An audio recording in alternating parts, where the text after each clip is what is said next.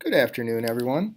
I just wanted to show you once again how to log into Infinite Visions and just give you kind of a refresher of how to order in case you needed a reminder. Plus, things have changed a little bit on Infinite Visions. They redid it again this year. So, thought I'd give you a little reminder. Okay, so first of all, just logging in. I'm going to go ahead and log into my account here. Once you get in, it should look something like this. Hopefully, your name is up here instead. You're going to go ahead and click on My Workflow. Once you get in, your screen is going to look different. The way this looks is totally different to you this year. When you get in here, you're going to go ahead to Requisitions, if yours even looks like this. Hopefully it does. And once you do this, it should look similar to how it's looked in the past. So this should look somewhat memorable to you. You're going to go ahead and X out once you get here.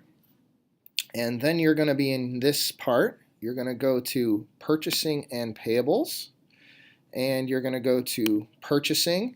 And then this is what it looked like last year when you logged in. So you're going to go ahead, click on Control Panel.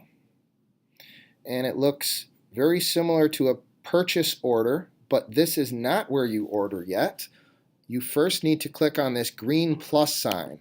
Then your requisition or purchase order will pop up. This is where you go ahead and put in your requisition or purchase order. So you need to fill in these yellow boxes here. Really, the only ones you need to change are 1, 2, and 3. So vendor, let's say you're ordering from Amazon.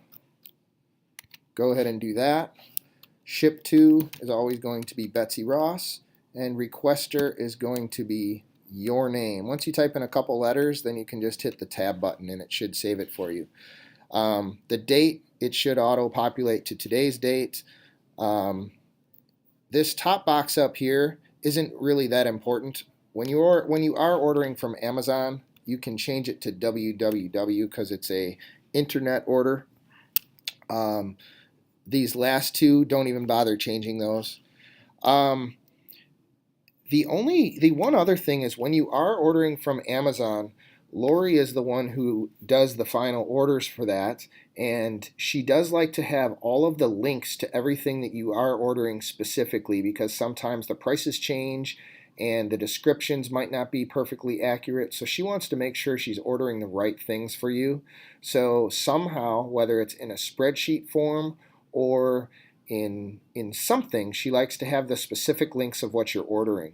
Those of you who have ordered already, I've given you some type of spreadsheet or talked to you about that, and we've been able to do that very detailed for her, and she loves that. So if you could get her some type of listing with the links of what you're ordering, that is wonderful. From there, you've filled out all the information you need. If you ever need to leave a note for Lori, you do that up here. You just click on Notes and you type your note in right up here. Then you go back to your requisition right over here, and those notes are always saved in there. The next thing you need to do before you type in all your information, hit Hold Account. That way you won't need to remember which account you are loading in each time. It will auto-populate. So now we're going to go ahead and put in our account. Most of you guys should only have one account in here, maybe two, but you guys are going to be ordering, most of you, from Classroom Supplies, which is this 410 account right here. Then you're going to put in your quantity. You need to put a part number. On Amazon, the part number is actually your ASIN number. If you scroll down the screen underneath some sample items and stuff, you'll always find an ASIN number on the Amazon screen, and that is the part number that you need. The description, you need to make sure you put in exactly what the description is. For Amazon, you can just copy that right off the screen and then paste it right into there.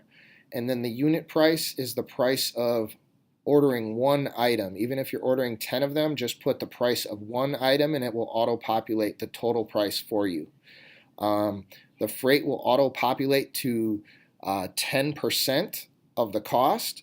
Amazon, we know it's free, so after it populates the 10% for you, you're going to go back in here and you're going to put 0. So let's say The price is $5.99. It will auto-populate it at 60 cents for the freight.